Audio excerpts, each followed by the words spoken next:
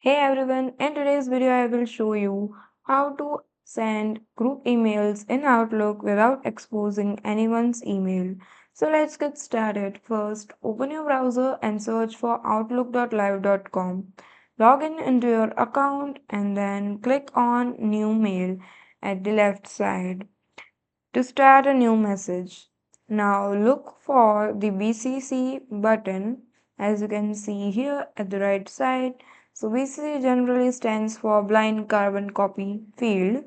If you don't see it, click the three dots or options, then select show BCC.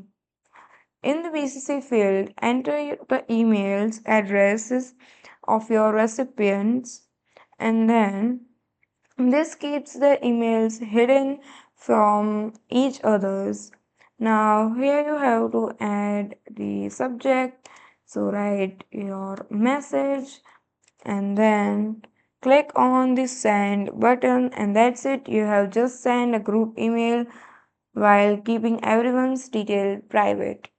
So that's all for today. Thank you for watching.